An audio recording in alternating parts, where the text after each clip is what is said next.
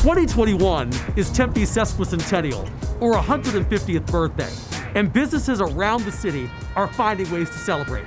This is one of them.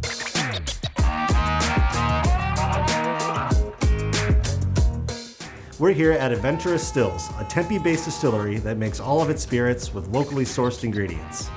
We have been looking for things to help celebrate the Sesquicentennial, and brewing a special whiskey for it we thought was absolutely ideal. So we thought this might be a good way to recall the early history of Tempe.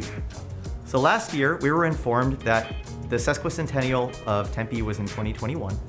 And in order to commemorate that, we wanted to do something truly special. So normally we use wheat that's a Durham wheat variety. In this case, we decided to use a red Fife variety as well as a Sonoran white, which is more native to our local desert. And so we feel it would give it a special pop that is different from the normal wheat that we would use for our other products that contain it. Tempe's small businesses are the lifeblood of our community. Not only do they create jobs for other Tempeans, they generate revenue for the city, and they give back to our community in so many ways. During this last difficult year, it's been so important that we support our local businesses like Adventurous Stills as they adjust, like we all have been, to the global pandemic. So supporting local isn't something that we just say.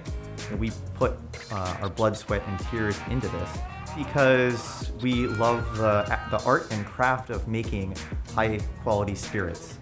The owners have created a special batch of whiskey specifically for the Sesquicentennial. Now they're going to take us on a tour to show us exactly how this all came to be. Let's go.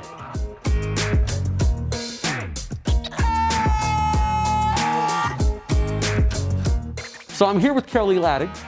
He's the one who's behind all of this. And frankly, a lot of us, while people might enjoy whiskey from time to time, they don't know how it's made. So given the fact that he's the expert and it's the Sesquicentennial, I'm going to turn to him and let us tell us more about the process and how all this came to be and how the whiskey's made. So Kelly, go ahead, give us a little tutorial. As you know, all whiskeys start from grains. It could be corn, wheat, malt, rye, stuff like that. Here we're proud to use mostly locally grown grains. This particular stack here is blue corn, grown up in the Four Corners area. On the Ute Mountain Indian Reservation. We also use a lot of rye that's grown up in the Verde Valley area, and then we also use quite a lot of Durham wheat grown in Casa Grande. Those three grains between them add up to about 75% of the grains that go into all of our products. We have a lot of local content. So the next step in the process, we take all these local grains that I talked about, we mill them up and put them into what we call the mash tun. This is a really interesting piece of equipment in the distillery. What it does is convert all of the starch in the grains that we start with into fermentable sugars. That's a pretty complicated process. This happens with time and temperature and pH and enzymes. We'll basically break down all the starch that's in the grains into fermentable sugars in an afternoon. After that, we'll pitch yeast in there, and the yeast will start to consume that sugar and produce ethanol. Everything Adventurous Stills makes gets distilled at least twice. The first step in the process is what we call the stripping distillation run. We're going to take all of that beer that we made in the mash tun before.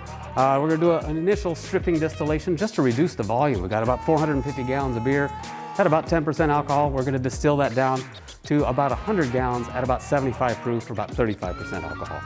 So the second distillation happens here in this copper pot still.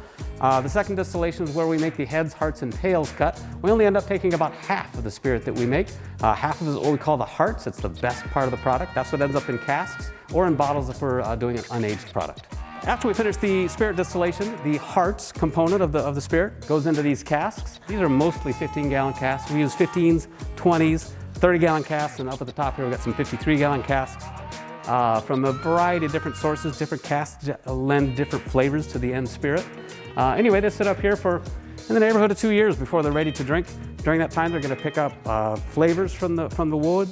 They're also going to pick up some color, and they're also going to pick up a little bit of sweetness from that's left over from when the tree was a live tree. There's sweetness in the wood. When we get done, that's what's going to end up being the whiskey that looks so great and brown in your glass. Well, now that we've sort of learned about the process, Kelly, can we go check out the Sesquicentennial brew? You bet. Let's check it out. All right, sounds good.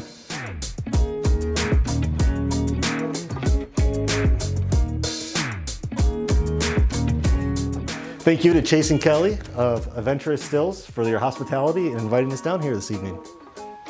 Happy Sesquicentennial.